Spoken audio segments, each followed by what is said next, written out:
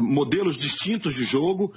Tivemos um Flamengo com esse número de passes, estou arredondando aqui, 600, que retrata bem o jogo, que é a proposta do guardiolismo, do homem, consequentemente, mas é bom lembrar que o Flamengo, do time titular do ano passado, tinha 4 caras ontem. Então é um outro time que está jogando, que jogou ontem, que fez um jogo memorável no segundo tempo, na minha opinião. Vocês têm toda a razão. E um jogo mais reativo do Colorado, até porque vencia no segundo tempo, também é um modelo, uma proposta. E isso foi bem divertido, bem legal de ver. E a gente teve essa profusão de passes e 2 atuações, no mínimo 2 atuações do lado do Flamengo individuais espetaculares, uma atuação cerebral e física do Gerson no segundo tempo, que espanta, que lembrou o Gerson do ano passado, que poder de leitura de jogo, que poder de explosão física, enfim, é um jogador completo mesmo, o Gerson, mesmo sendo um menino, né? E o Pedro é o centroavante, dos tempos de hoje, é o Cavani. Só que o Cavani tem 33, o Pedro tem 23, então... É o Lewandowski? 22. Ele é melhor que o Lewandowski. Ô, louco! Começamos com tudo aqui, hein? Melhor que o melhor jogador do mundo, então, no momento? Eu acho. Na última temporada?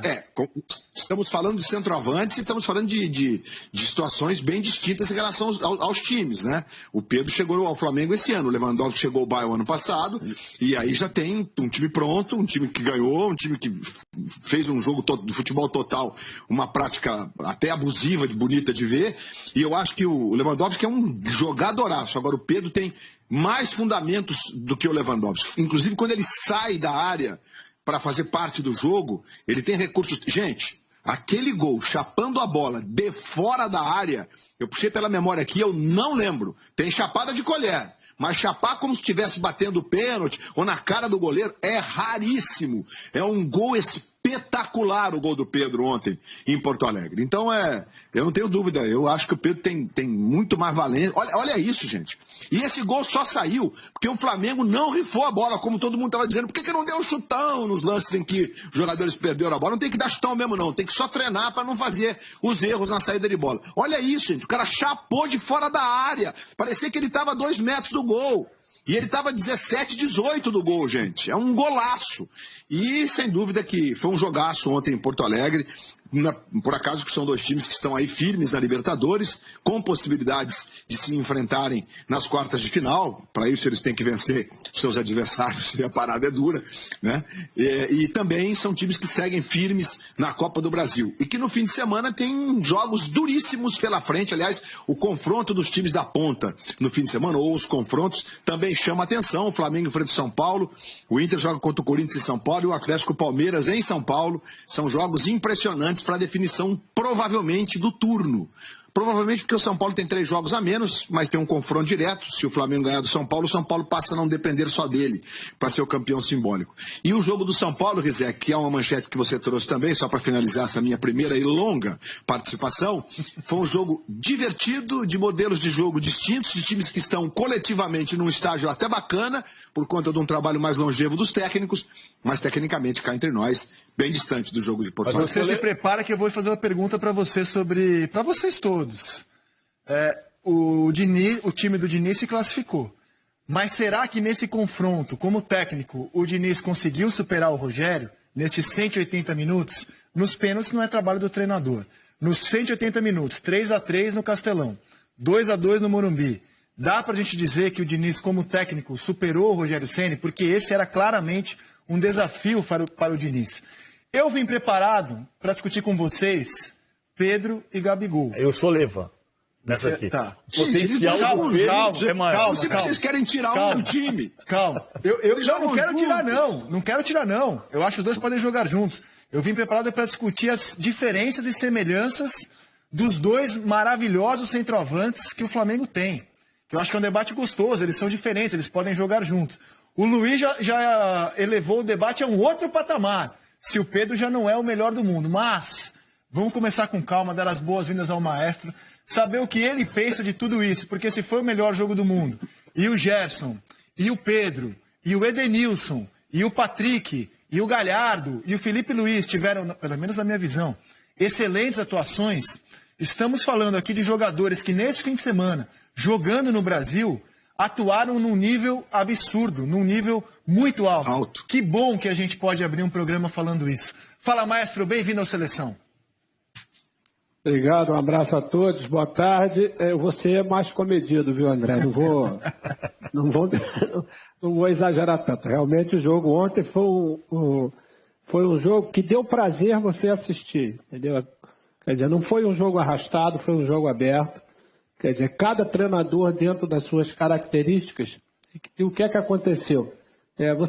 Você teve vários períodos do jogo onde o Inter dominou, Flamengo dominou, e o mais engraçado é o seguinte, nesse período que estavam dominando, foi exatamente aonde os...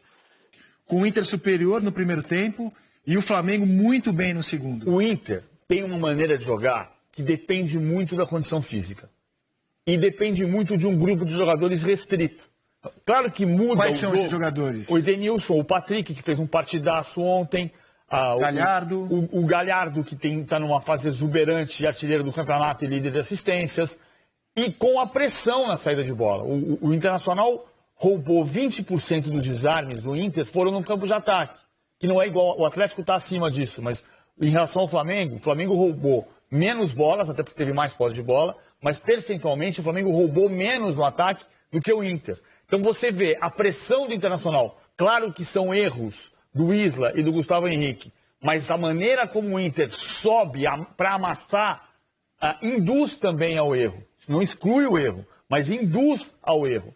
Quando o tempo vai passando, você vai perdendo essa condição física. E aí o Kudê começa a mexer na equipe. E à medida em que vai mexendo na equipe, ele vai perdendo a melhor condição técnica. Vai perdendo o fôlego e vai perdendo os melhores jogadores. Então, também é parte de um cardápio. Antigamente, os locutores diziam, eu sou chato com essa história, Luiz. Antigamente, os narradores diziam assim, um jogo cheio de alternativas. Como disse o Júnior, é um jogo cheio de alternâncias. Eles se alternam. O domínio do jogo se alterna. O Flamengo está melhor. Agora o Inter está melhor. O Inter está melhor e faz 1-0. O Flamengo equipara e empata o jogo. O Inter está melhor e faz 2-1. E o jogo vai se alternando. É a graça do jogo. E a graça que a gente está brincando aqui que foi o melhor jogo do mundo, porque coincidiu de ser no final de semana de Manchester United e Chelsea e de Barcelona e Real Madrid. E o jogo foi melhor do que os dois clássicos europeus. Eu vou dar nomes ao que você está falando no Internacional. O próprio Kudê, depois do jogo, falou sobre isso. Que ele não tem condições, diante do elenco que ele tem, de tirar alguns jogadores, e ele usou o termo manter as características. Eu vou além e digo manter a qualidade. Quando a gente mostra a escalação inicial do Inter, é óbvio que o time do Flamengo, na qualidade individual dos jogadores, é melhor do que o time do Inter. Mas esse time do Inter, cuja força é o conjunto, fez um primeiro tempo superior ao do Flamengo, né? Com chance, inclusive, de ter feito o terceiro e ter até levado uma vantagem maior para o segundo tempo. Esse time estava dominando o jogo. E ele teve que fazer, ele não quis, ele teve que não conseguia mais puxar os ataques como no primeiro tempo. Então, mas por conta do que disse o PVC há pouco. Claro, né, claro. E ele não tinha um cara para colocar no lugar do Edenilson que pudesse manter a característica e a qualidade do time. Então o Inter terminou com estes 11 dispostos na tela. O Edenilson na direita. É quase heróico que com estes 11, bota na tela de novo, com todo o respeito aos caras que estão aí, é quase heróico que com estes 11 o Internacional tem empatado com o melhor elenco da América do Sul, que é o Flamengo. Então eu queria com isso enaltecer o trabalho do Kudê, que mesmo sem ter as peças que ele gostaria de ter, está liderando o Campeonato Brasileiro faltando uma rodada. Fala, Luiz. Então, o que o PVC disse é absolutamente o que aconteceu do ponto de vista, o que acontece inclusive do ponto de vista tático da proposta da marcação no alto. O ano passado houve um jogo entre Flamengo e Santos no Maracanã que acho que foi até o Gabriel ou foi o Bruno, enfim, um dos atacantes do Flamengo disse ao fim do jogo, porque o Sampaoli fez uma marcação sob pressão, mas diferente da do Flamengo. O Flamengo ano passado, quando marcava sob pressão, ele marcava a partir quase que do meio campo. O Flamengo jogava em em 50 e poucos metros. A defesa do Flamengo jogava no meio campo com o Rodrigo Caio, com o Pablo Mari, com os laterais.